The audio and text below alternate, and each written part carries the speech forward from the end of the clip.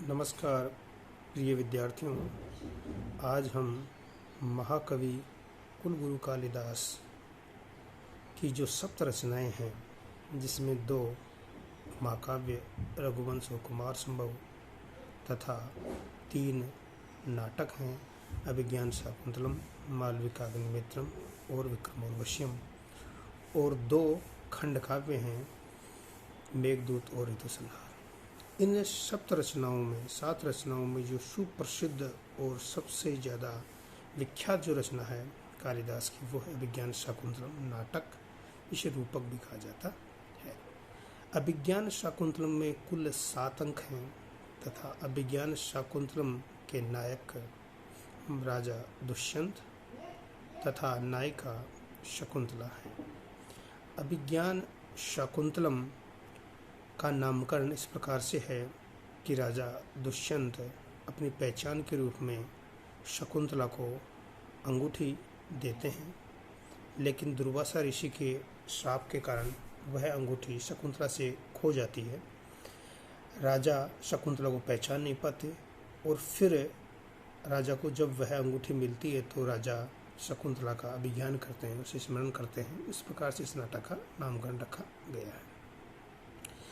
अभिज्ञान शाकुंतलम की कथा वस्तु के विषय में अपन बात करें तो अभिज्ञान शाकुंतलम की कथा वस्तु महाभारत का जो आदि पर्व है, वहाँ पर शकुंतल उपाख्यान नाम से एक उपाख्यान है, और जो पद्म पुराण है वहाँ भी शकुंतला और दुष्यंत की कथा वर्णित है।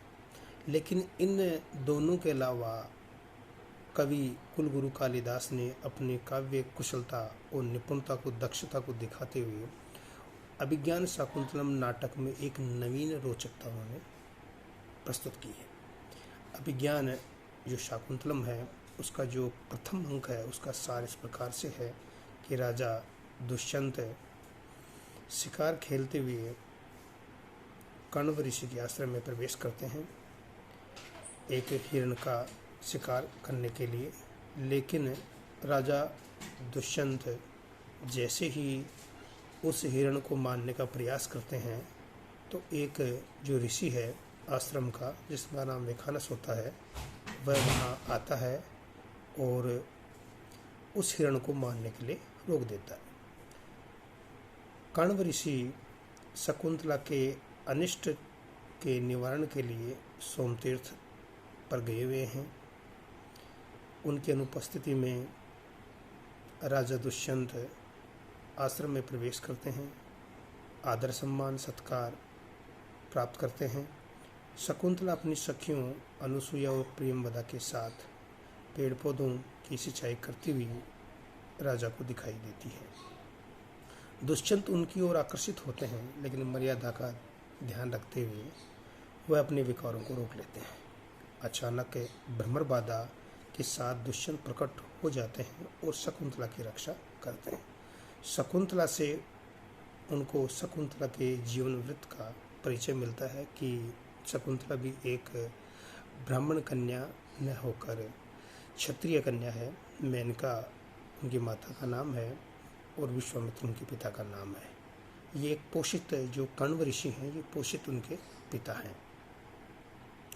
इस प्रकार से उनको क्षत्रिय कन्या जानकर उनके प्रेम, अपने प्रेम के अनुरूप उनको समझते हैं। इधर शकुंतला के हृदय में भी राजा के प्रति प्रेम के अंकुरित जम जाते हैं। शकुंतला के साथ अपने विवाह के विषय में राजा आश्वस्त हो जाते हैं, परंतु प्रेमवदा की बातों को सुनकर शकुंतला कुछ रिष्ट होकर जाने के लिए तैयार होती है। प्रेमवदा वृक्ष सिंचन के ऋण का स्मरण कराकर उसे रोकना चाहती है। राजा अंगूठी द्वारा शकुंतला को ऋण रहित कर चाहते हैं।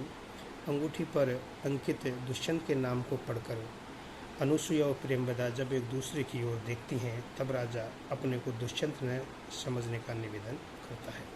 नेपथ्य में ध्वनि होती है। नेपथ्य उसे कहते हैं जो नाटक में पर्दे के पीछे से जो ध्वनि की जाती है, जो आवाज़ होती है, जो कहा जाता है, उसे नेपथ्य ध्वनि कहते हैं। कि एक जंगली हाथी भयभीत होकर इधर ही आ रहा है।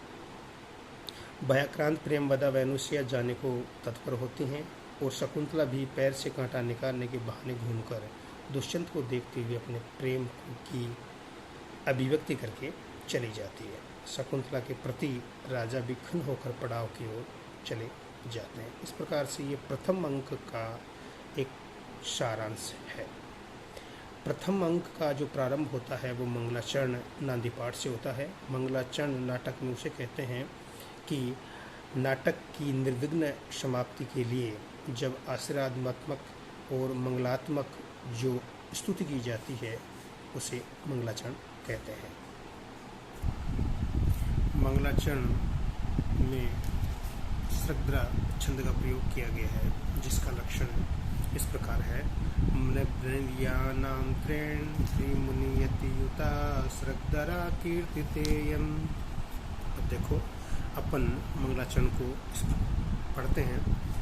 या सृष्टि सृष्टुराद्या वहति विधिहुतं या वीर्याच होत्री ये द्वे कालं विदितः श्रुति विषय गुणा या स्थिता व्याप्य विश्वं या माहु सर्वबीज प्रकृतिरितियया प्राणिन प्राणवन्त प्रत्यक्षा विप्रपन्नस तनुभिरवतु वस्ताभिरिष्टाभिरिषः। इस मंगलाचरण में अष्टमूर्ति स्वरूप शिव की स्तुति की गई है। इस मंगलाचरण का विस्तृत व्याख्यान अध्ययन अपन कल के व्याख्यान में करेंगे।